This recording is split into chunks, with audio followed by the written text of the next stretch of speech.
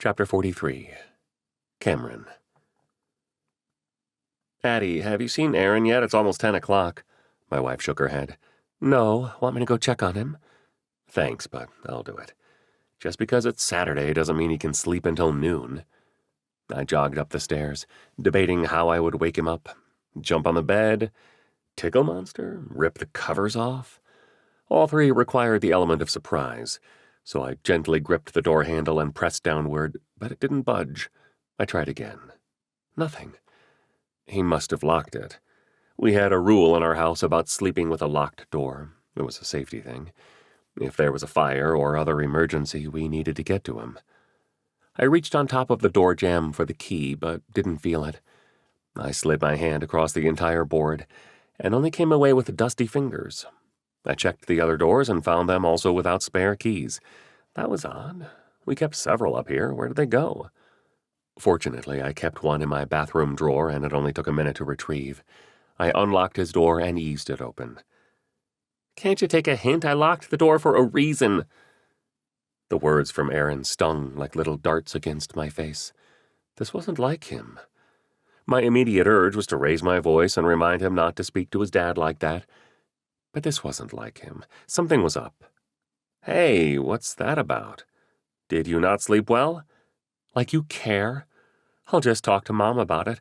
May as well get used to doing that." His voice broke and he sniffed.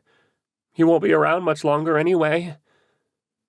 I sat next to him on the bed, and instead of rolling toward me as the mattress sank down, he flipped the opposite direction toward the wall. The wall with his window that had a nice view of our backyard and porch. The window that was open. Did he hear my conversation with Addison last night? That's not how I wanted him to find out about this. I placed my hand on his back. "Aaron, what's going on? I want to understand." He flipped over and faced me. His eyes narrowed and he spoke through clenched jaws. "I heard everything you and Mom talked about last night. Someone really kidnapped you? Mom said you were just working late. Are you two going to be honest with me? Or am I too much of a kid to know the truth? I'm almost 13, you know." Once he'd finished speaking, he rolled back toward the window and pulled the sheet over his head. "No, you're not too young to know the truth. She didn't want to worry you." "You literally died. People drive past our house all the time. Kids make fun of me at school and ask what it's like to live with Jesus." "I'm so sorry. I didn't realize this was affecting you so much.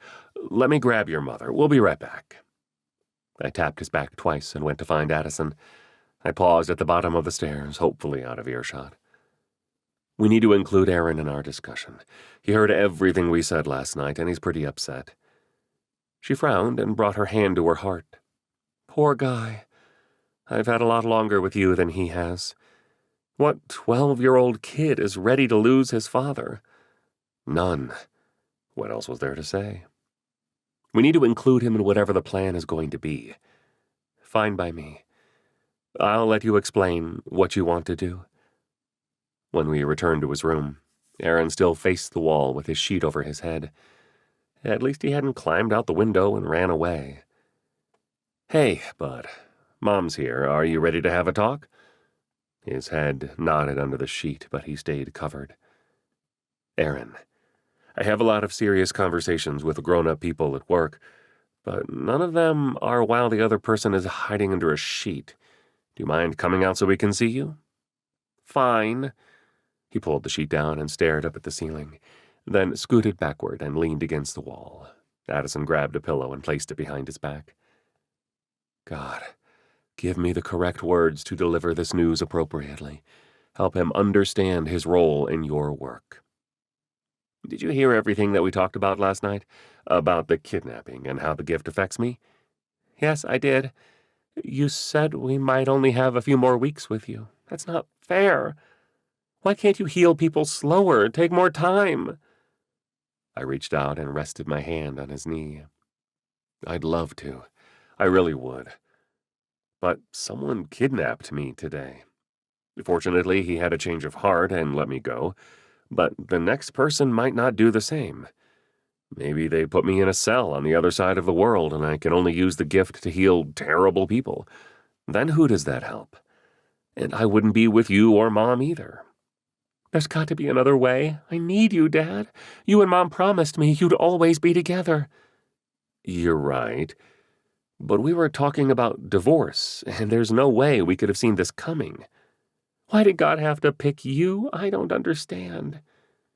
I looked at Addison, hoping she'd take a shot at this question. I caught her faint smile before she spoke. Aaron, God has everything planned out for us before we're even born. Remember that verse? Before I formed you in the womb, I knew you. That means God knows us, and He knows what we're going to do. We all have roles to play in His plan. Your father, for some reason, received a very prominent one. It's not up to us to question why.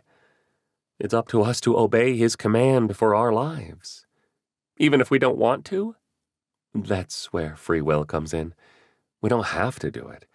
We're given the freedom to live and do as we like. But when we die, we're going to have to answer for our actions here on earth. Did we follow God's commandments? Did we love our neighbor as ourselves? Did we go and make disciples of all nations? Can you imagine how God would react if your father didn't use this gift to the fullest, to help the most people he could in the most significant way possible? Aaron turned to face his mother.